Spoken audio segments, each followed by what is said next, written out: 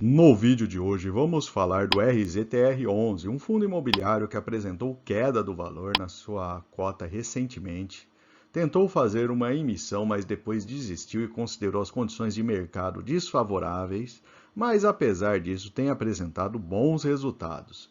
Será que vale a pena investir nesse fundo de que compra fazendas para em seguida fazer o seu arrendamento? Confira os dados deste fundo e a sua comparação com outros fundos que atuam nessa área de agronegócio, para poder fazer sua avaliação de investimento nessa importante área do PIB brasileiro. Se o conteúdo ajudar em seus estudos, fique à vontade para curtir, compartilhar e se inscrever em nosso canal.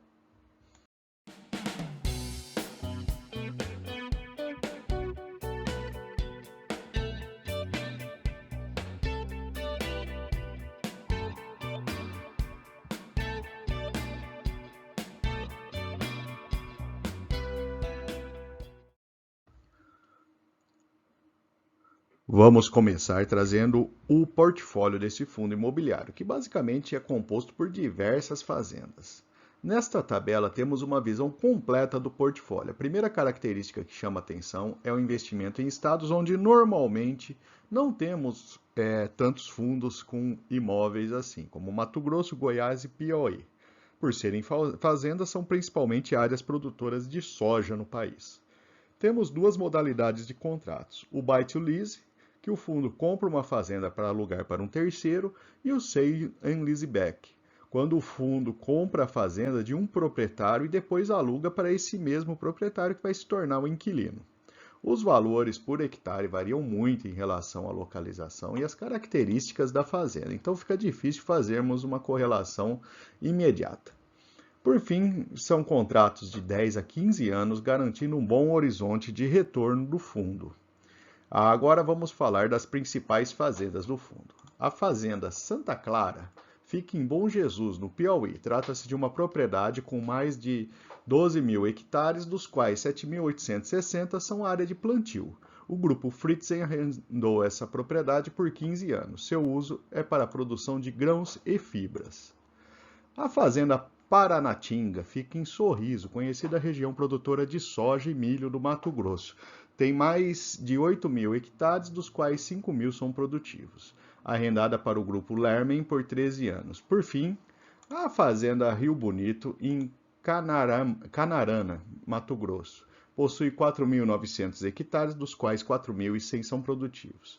A região é própria para soja e milho, arrendada por 14 anos para a Uber Agropecuária. Inclusive, devemos comentar que essa fazenda atualmente é somente 54% propriedade do fundo, já que a Uber adquiriu 46% da fazenda, fazendo o pagamento dessa parcela em setembro desse ano. Vamos ver agora um resumo do portfólio e um pouco da situação dos principais produtos da fazenda. Em relação à alocação-alvo, o fundo possui um percentual maior de contratos buy to lease e menor de sale and leaseback. Já a opção Land Equity, que não possui a opção de compra pelo locatário, está zerada. O fundo entende que deve buscar alocar nessa condição de forma a permitir capturar eventuais valorizações da terra que ocorram. Vamos falar da safra agora. As chuvas foram bastante razoáveis no Nordeste, mas no Centro-Oeste veio abaixo do esperado. Em dezembro, teremos um mês crucial para a produção das fazendas, especialmente no Centro-Oeste. Portanto, a falta de chuva pode diminuir essa produtividade. Um dado interessante para o investidor é a evolução do preço dos principais produtos dessas fazendas. A soja está em um patamar de 3 a 4 vezes seu preço histórico habitual. O milho está a um nível de 3 vezes o preço histórico, depois de uma leve queda de preço recentemente. E o algodão atingiu um pico, mas agora está em tendência clara de queda dos preços, mas ainda se mantém numa faixa de 2 vezes o valor.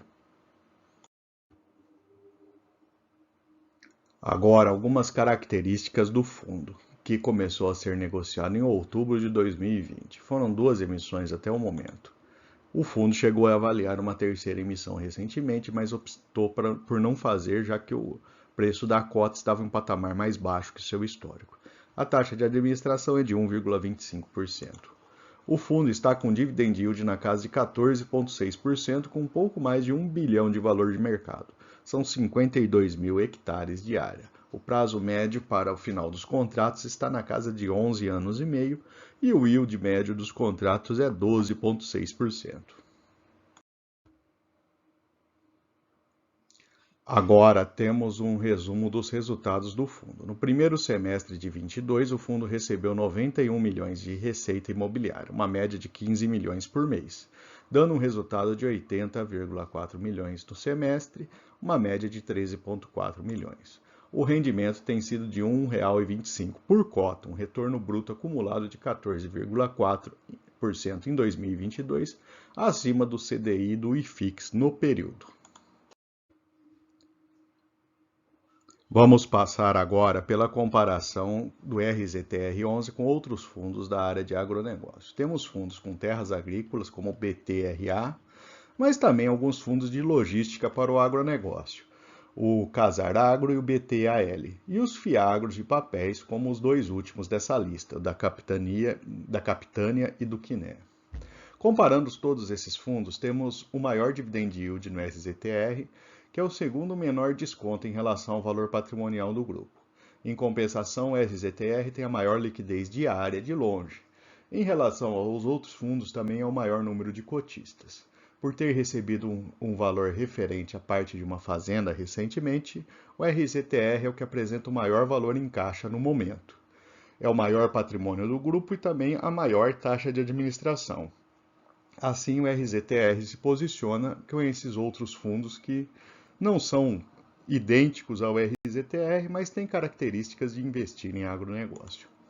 Comparando o investimento a 1 ou 2 anos, temos um cenário interessante para o investidor. Mesmo com a perda do valor da cota, os bons rendimentos permitiram que ficasse acima da inflação no período.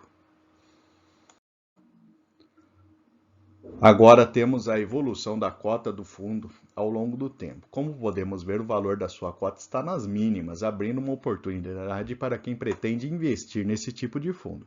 Lembrando que essa não é nenhuma recomendação de investimentos. O fundo está sendo negociado ligeiramente abaixo da sua cota patrimonial nesse momento. E, finalmente, vamos trazer os pontos positivos e negativos do RZTR11. Do lado positivo, é uma opção interessante para diversificação da carteira de investimento, com outro perfil de imóveis, né? Contratos longos e resilientes à crise, né? São ligados ao agronegócio. Cotação atual e bons dividendos históricos também são dois atrativos para esse fundo. Do lado negativo, há um cenário de mercado desfavorável para o fundo, já que ele tentou captar recursos, eram previstos 250 milhões na terceira emissão, que acabou cancelada. Então, esse é um dado negativo aí para o fundo nesse momento.